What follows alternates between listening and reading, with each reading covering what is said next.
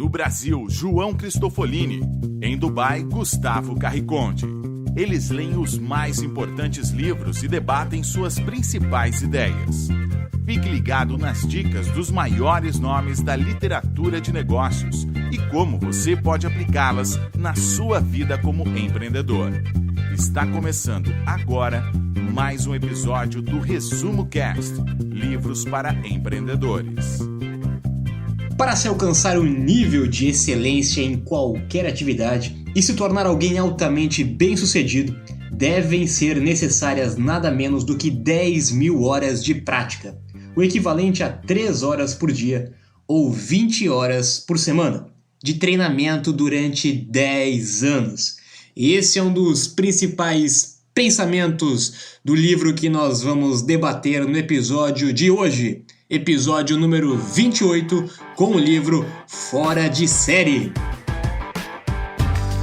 Aqui quem fala é João Cristofolini e esse com certeza é mais um livro que me marcou bastante e tenho certeza que vai contribuir para o seu desenvolvimento pessoal e profissional. É baseado na verdade na história de algumas celebridades como Bill Gates, os Beatles e até Mozart, onde o autor procura mostrar que ninguém se faz sozinho. Todos os que se destacam por uma atuação fenomenal são, invariavelmente, pessoas que se beneficiaram de oportunidades incríveis, vantagens ocultas e heranças culturais. Tiveram a chance de aprender, trabalhar duro e interagir com o mundo de uma forma singular. Esses são os indivíduos fora de série. Para o autor, mais importante do que entender como são essas pessoas é saber qual é sua cultura, a época em que nasceram, quem são seus amigos, sua família e o local de origem de seus antepassados, pois tudo isso pode exercer um impacto no padrão de qualidade das realizações humanas. Olá, eu sou Gustavo Carriconde e sejam muito bem-vindos ao episódio número 28 do Resumo Cast. Nesse livro, o autor tenta desmistificar o termo em inglês outliers, que significa fora de série. Através de diversos exemplos, ele apresenta a tese de que nós possuímos uma ideia equivocada do que realmente é o sucesso, por acharmos que ele surge do nada, ou devido a um talento natural que somente algumas pessoas possuem. E quem não possui esse talento ou inteligência nunca vai conseguir se destacar da mediocridade e tornar-se um fora de série. Malcolm Gladwell entrevistou para o seu livro, dentre outros nomes, Bill Gates, o bilionário fundador da Microsoft, que todos acham que teve sucesso somente porque era muito inteligente. Na verdade, Bill Gates, quando ainda era adolescente, na década de 60, teve a sorte de ter acesso aos mais poderosos computadores da época, que eram máquinas enormes e muito caras e só existiam em grandes instituições. Ele passou a dedicar-se quase que em tempo integral a programar, e quando a Revolução Mundial dos Computadores iniciou, ele era uma das pessoas mais preparadas da época. Ele conseguiu se destacar porque havia treinado as habilidades necessárias, estando pronto quando o mundo se transformou e apresentou a ele a oportunidade de criar a sua empresa de computadores, a Microsoft.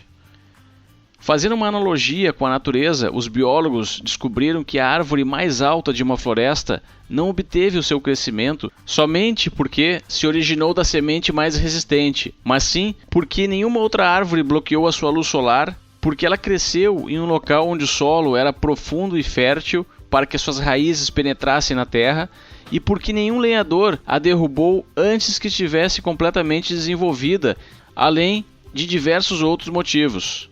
Da mesma forma, um fora de série conseguiu combinar diversos fatores para se destacar da multidão e atingir um resultado excepcional. O autor usa vários exemplos que provam que, muitas vezes, o sucesso é muito mais obra do acaso, das origens individuais ou das condições certas do que fruto de apenas o mérito pessoal. O exemplo que abre o livro e é muito interessante o autor descobriu que a imensa maioria dos grandes craques do hóquei no gelo, o esporte mais popular do Canadá, e ele é canadense, talvez por isso esse exemplo, nasceram entre janeiro e março. E por que isso acontece? Bom, é simples, as escolinhas separam as turmas por ano de nascimento.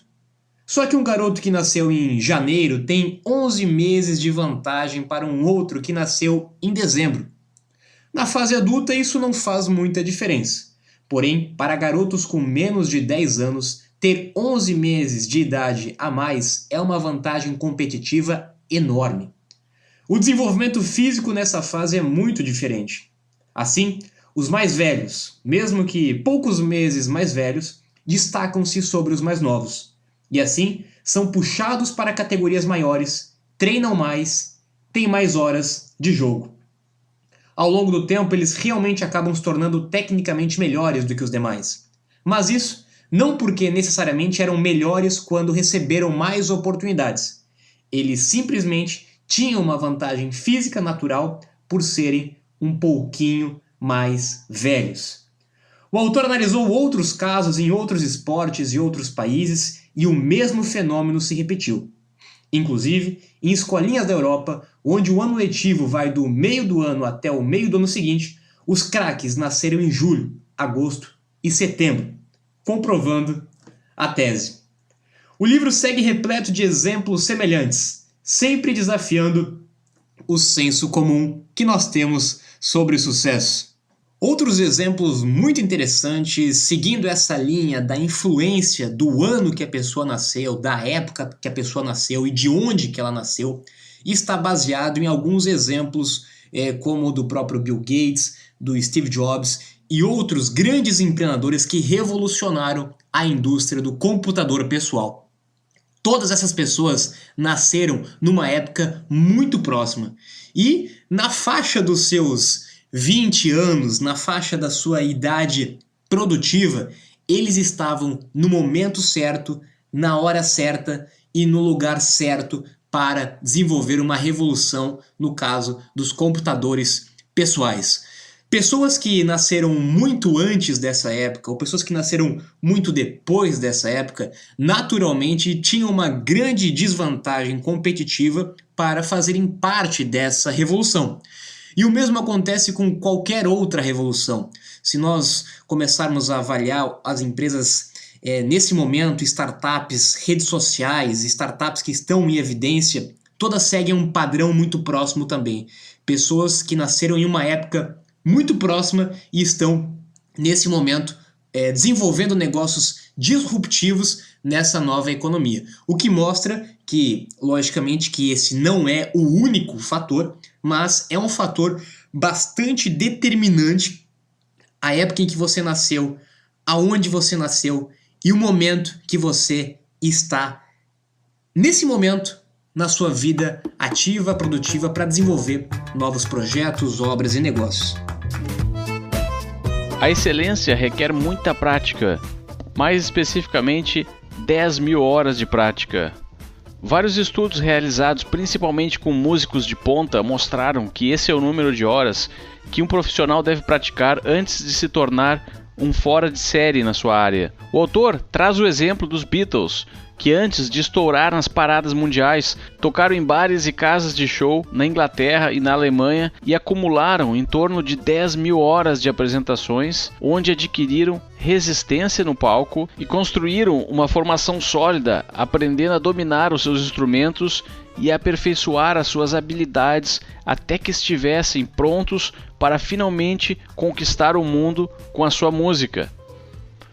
Outro exemplo da regra das 10.000 horas foi o Bill Gates, já citado anteriormente, que teve a oportunidade de praticar 10.000 horas de programação em computadores que poucos tinham acesso na época, estando preparado para o momento em que a revolução da informática iniciou e o mundo lhe apresentou a oportunidade de colocar em prática as suas habilidades. Se você praticar algo 4 horas diárias, de segunda a sexta-feira, no final de 10 anos, segundo essa teoria, terá se tornado um expert, pois terá acumulado 10.000 horas de experiência. Esse é, sem dúvida nenhuma, um dos pensamentos mais marcantes do livro e do autor, e que se tornou uma referência mundial nesse sentido. Logicamente que nós temos aí opiniões diversas, nós temos críticos quanto a essa linha de pensamento, nós temos outras teses contrárias, mas basicamente o exemplo que o autor usa, e que para mim faz um sentido bastante grande, é de que, em média, 10 mil horas são necessárias para desenvolver uma nova habilidade. E eu uso muitas vezes o meu exemplo pessoal também. Eu comecei a empreender com 15 anos de idade, com 13 anos eu comecei a me interessar sobre esse assunto de negócio, e durante muitos anos eu me dediquei a leituras ferozes de livros de negócios, de pessoas de sucesso, e também desenvolvi várias iniciativas, vários projetos, vários negócios, muitos deles que não deram certo, outros que deram um pouco, outros que deram um pouco mais certo. E hoje, com 26 anos, na verdade, praticamente 10 anos depois, que eu me considero de fato muito mais próximo e muito mais capaz de conseguir de fato construir negócio. Ou seja, 10 anos em média, de fato, como vários exemplos que o autor mostra, são de fato necessários para você formar uma nova habilidade. Jorge Paulo Lemann também usou esse exemplo em uma palestra, dizendo que para se formar um líder são necessários pelo menos 10 anos. Não se forma um líder de um dia para o outro. E hoje é muito comum nós vermos pessoas que estão querendo começar a empreender achar que vão ter sucesso do dia para a noite. Muitas vezes isso é influenciado pela própria mídia. A mídia nos mostra exemplos de pessoas de sucesso que aparentemente atingiram o sucesso de forma rápida. Jovens bilionários que construíram uma startup e foram vendidas por bilhões ou por milhões para grandes empresas, mas muitas vezes essa mídia não mostra a verdadeira história e tudo o que essa pessoa já passou antes de ter conseguido desenvolver tal façanha. E muitas vezes, em quase todas as histórias, se você for estudar a fundo, pegar um exemplo de empreendedor de sucesso, de uma história de sucesso, de uma reportagem que saiu na mídia de sucesso, se você for extrair o histórico dessa pessoa, você vai chegar à conclusão de que ela passou, em média, 10 anos se desenvolvendo nessa habilidade, muito provavelmente já teve outros negócios que não deram certo e fracassaram, teve outras experiências, teve várias circunstâncias que, na média, acabam levando em torno de 10 anos ou 10 mil horas de prática até que você consiga, de fato, desenvolver uma habilidade. Então esse exemplo e essa teoria é importante para você entender que não existe sucesso do dia para a noite. Não existe sucesso rápido, não existe sucesso fácil. Uma vez que um determinado patamar de inteligência é atingida, um QI maior não vai fazer nenhuma diferença. Ter mais de 2 metros de altura pode lhe ajudar, mas não necessariamente garante que você será um grande jogador de basquete, por exemplo. Isso também vale para o QI, ou coeficiente de inteligência. O autor utiliza a inteligência analítica, medida pelo QI, e a inteligência prática, que não depende do QI, para explicar os exemplos do seu livro. Um QI elevado pode servir para solucionar problemas matemáticos, mas a inteligência prática é o que vai garantir que você consiga obter o maior impacto naquilo que faz. Inteligência prática é saber o que dizer, quando e como dizer, para obter o máximo de efeito. As pessoas que possuem essa inteligência não sabem explicar por que elas as têm. É algo intuitivo e que dificilmente pode ser medido. É o tipo de inteligência que permite que as pessoas consigam interpretar uma determinada situação de modo correto e obter o que elas desejam. Por isso, a presença da inteligência analítica não necessariamente implica na presença da inteligência prática. Mas para ser um fora de série, é necessário desenvolver as duas inteligências. A inteligência analítica está presente em certa quantidade em nossos genes, e as escolas e as universidades são os locais adequados para o desenvolvimento desse tipo de inteligência. Já a inteligência prática parece ter origem na forma como somos criados quando crianças e na maneira como somos estimulados pelo ambiente onde crescemos e escolhemos participar quando nos tornamos adultos.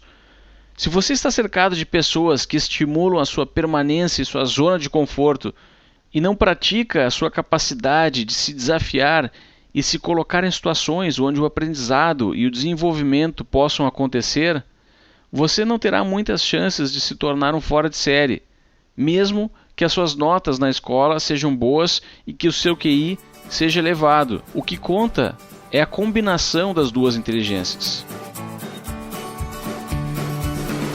Então fica a dica para você não se iludir com o QI das pessoas. O autor cita como exemplo o próprio Einstein e um cara com um QI maior do que o dele. E o autor pergunta, se ele tem um QI maior do que o Einstein, por que ele não fez tanto sucesso quanto ele? A resposta é que o QI só importa até um certo momento. E ele faz um paralelo com os jogadores de basquete também. Um jogador com 1,75 m obviamente não será capaz de jogar de igual para igual com um de 1,90 m. Mas, a partir dessa altura, o tamanho já não importa tanto. Ter 1,90 m ou 2,05 m já não é tão significativo quanto a diferença entre 1,75 m e 1,90 m.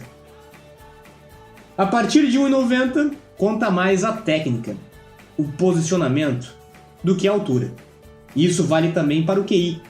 A partir de um certo QI, para qualquer área profissional, ele já não importa muito. Começa a importar outros fatores, como por exemplo, a inteligência prática. E nós falando de empreendedorismo, é ainda mais importante ressaltar essa importância de aprender fazendo, que eu sempre costumo dizer, aprender na prática. É importante você ter conhecimento usando a própria linha de raciocínio do autor. Você tem que ter conhecimento, você tem que ter QI, mas a partir de um certo momento, outras habilidades como inteligência emocional, inteligência social, experiência prática, aprender fazendo, errando, tendo persistência, resiliência e etc., tem muito mais influência do que apenas aumentar sempre o seu QI, ou, em outras palavras, sempre apenas consumir informação e não colocar em prática. O que nós vemos defendendo há bastante tempo aqui no Resumo Cast, para você se conscientizar da importância de colocar em prática. Depois que você lê um livro, depois que você ouviu um resumo de um livro no Resumo Cast, você deve colocar essa informação em prática, porque simplesmente acumular informação, aumentar o seu QI, não vai fazer de você uma pessoa fora de série. Uma grande parte do livro fala sobre aspectos culturais e como eles são importantes nas nossas vidas. Os aspectos culturais que nós herdamos predominantemente de nossos ancestrais impactam nas escolhas que fazemos na vida, na maneira como tomamos decisões e principalmente como nos relacionamos e nos comunicamos com as outras pessoas. Um dos exemplos que o autor utiliza para ilustrar esses conceitos relacionados com cultura são os acidentes aéreos. O livro fala principalmente da investigação de acidentes de companhias aéreas de países onde a comunicação entre os indivíduos não é direta e segue uma série de protocolos, como na Coreia do Sul, onde a opinião de um superior nunca pode ser contestada, mesmo que ela esteja totalmente equivocada. O problema é que em uma cabine de avião, o ambiente exige uma comunicação direta e precisa, sem ambiguidades, para que a leitura das possíveis ameaças à segurança de voo seja feita por toda a tripulação de forma rápida e eficiente e sem comprometer a segurança.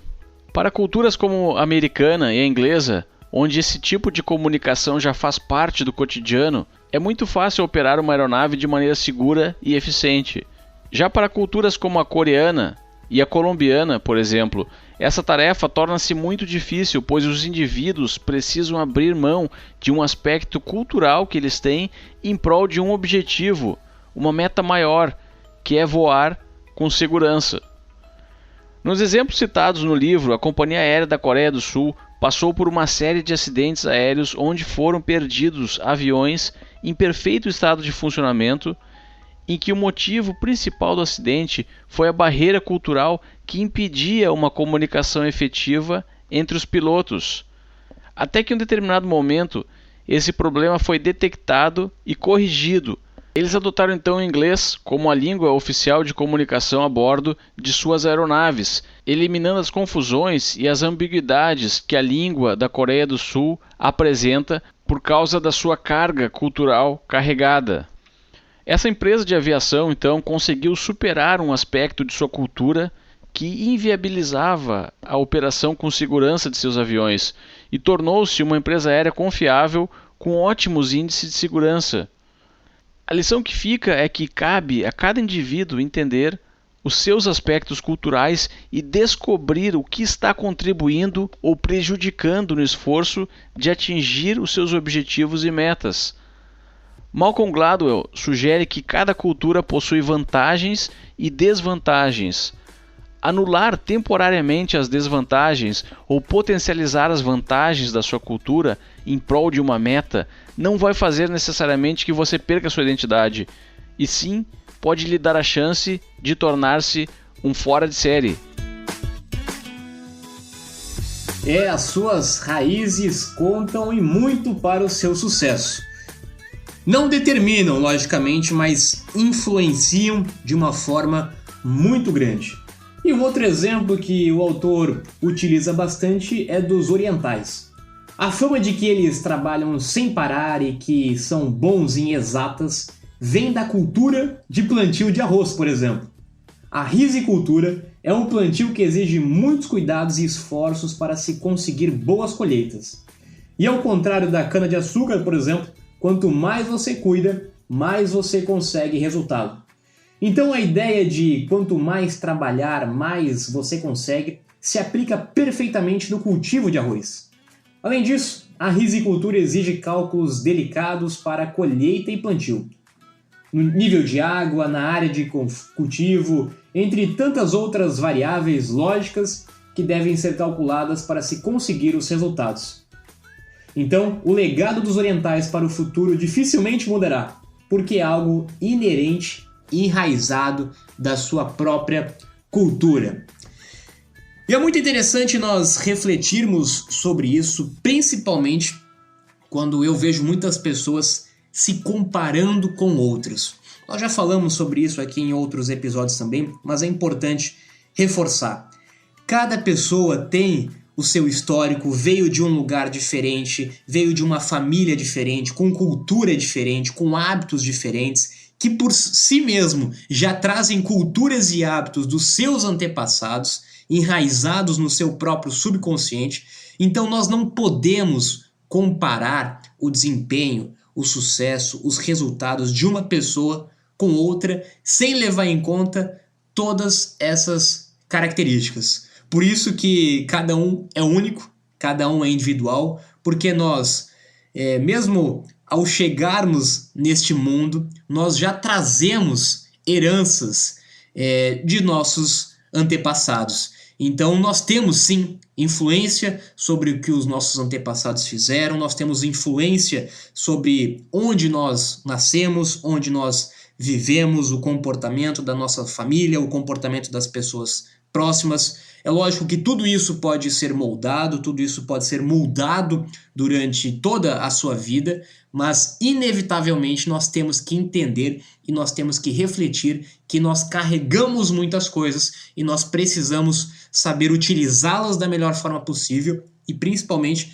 nós devemos entender quando avaliar uma pessoa fora de série e também para se tornar uma pessoa fora de série, aproveitando as qualidades, aproveitando as coisas positivas culturais e também trabalhando e se esforçando ainda mais naqueles pontos que podem ser melhorados, que você carrega já pela sua herança cultural.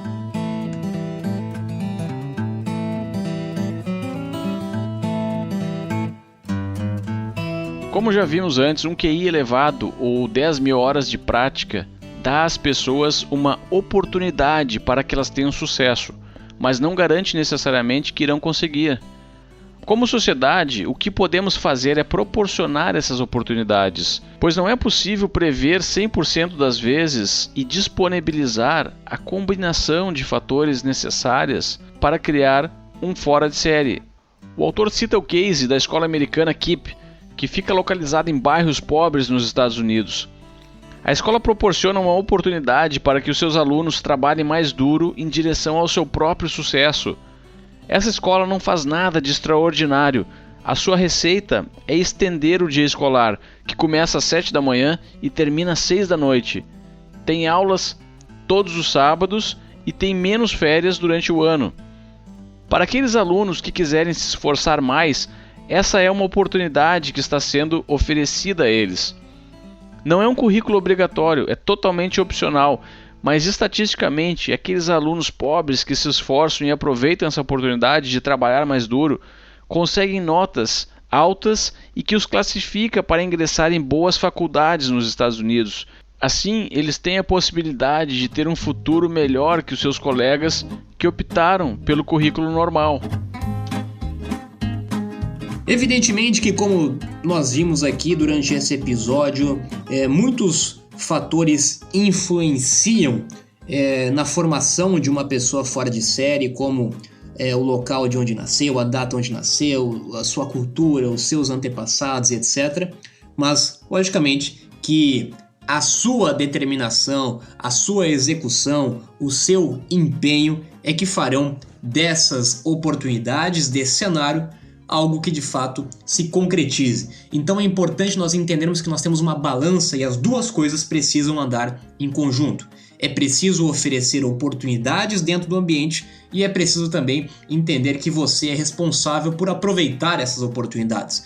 Logicamente que nós temos muitas pessoas que nasceram também na mesma época, em circunstâncias muito próximas, em lugares muito próximos que o Steve Jobs ou que o Bill Gates, mas mesmo assim não aproveitaram o cenário, a oportunidade para fazer a mesma coisa do que eles fizeram. É aí que nós de fato diferenciamos uma pessoa de fato fora de série com uma pessoa comum, a pessoa que sabe aproveitar o cenário, as oportunidades que ela tem e transformar essas oportunidades de fato em grandes projetos, em grandes negócios. Ao mesmo tempo que é importante nós entendermos também que é nossa obrigação e nosso dever como sociedade tentar ao menos fornecer oportunidades próximas, similares, para o maior número possível de pessoas. Eu me lembro agora, por exemplo, de um comentário do Osiris Silva, que ele comenta na sua história profissional ao construir a Embraer, a influência que teve quando pequeno, quando garoto, na sua cidade, uma cidade do interior de São Paulo, tinha um aeroporto pequeno, onde tinham aí alguns pequenos aviões, e ele frequentemente ia visitar, ele frequentemente estava envolvido dentro desse ambiente. E ele comenta, se ele tivesse numa cidade que não tivesse essa circunstância, se tivesse uma cidade que não tivesse esse aeroporto, se ele não tivesse vivido sua infância próximo desse ambiente, se ele não tivesse tido essa oportunidade de estar próximo, talvez ele não conseguiria desenvolver um negócio, ele não conseguiria pegar essa oportunidade e transformar de fato em um projeto, em um negócio. Por isso que é importante, nós voltamos desde o processo de educação, de base, de crianças e etc., de dar as condições mínimas para que nós possamos de fato separar aquelas pessoas que têm a capacidade de executar, a capacidade de colocar em prática, e daquelas que de fato não têm essa qualidade, mas tiveram pelo menos a mesma oportunidade. E o Resumo Cash é um exemplo disso. Um canal aberto, democrático, gratuito, que nós temos o objetivo de levar para o maior número possível de pessoas, não importa onde você esteja nesse momento. Pode ser no interior do seu estado, pode ser numa capital, pode ser no Brasil ou fora do Brasil, mas você tem acesso à mesma informação, ao mesmo conteúdo. E agora cabe a você escolher o que você vai fazer com essa informação. E nós vamos chegando ao final de mais um episódio do Resumo Cast. E antes de nós finalizarmos, eu quero reforçar essa mensagem para você. Nós vimos nesse episódio que é importante estar no lugar certo, na hora certa e no momento certo. Mas é preciso também se dedicar ao aprendizado do seu ofício com uma energia superior à despendida pelos seus concorrentes. Ou seja, você precisa se dedicar 10 mil horas, você precisa se dedicar para desenvolver a sua habilidade, para você de fato conseguir fazer a diferença. Fatores externos influenciam, mas não determinam. Somente você que pode determinar o seu futuro. Esse foi mais um episódio do Resumo Cast, episódio número 28, e nós nos vemos na próxima semana com mais um livro para empreendedor. Até lá! Vamos chegando ao fim do Resumo Cast, episódio 28. E se gostou do Resumo Cast, compartilhe em suas redes sociais. Ou se conhece alguém que poderia se beneficiar do conteúdo, indique o nosso podcast para essa pessoa. Visite a nossa página resumocast.com.br e lá você tem um link para assinar e receber todos os novos episódios toda segunda-feira diretamente no seu telefone ou tablet ou no seu computador. E se quiser fazer parte e interagir com as pessoas que estão na comunidade do Resumo Cast, procure o nosso grupo no Facebook. Agora eu me despeço aqui de Dubai, tenham todos uma boa semana e até o próximo episódio.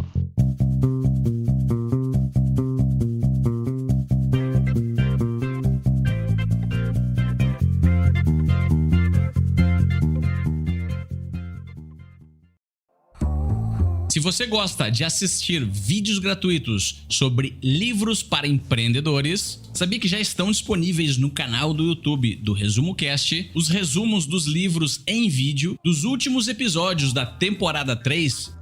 Basta abrir o seu aplicativo do YouTube ou o site do YouTube no seu computador e procurar pelo nosso canal digitando Resumo Cast. Te vejo por lá.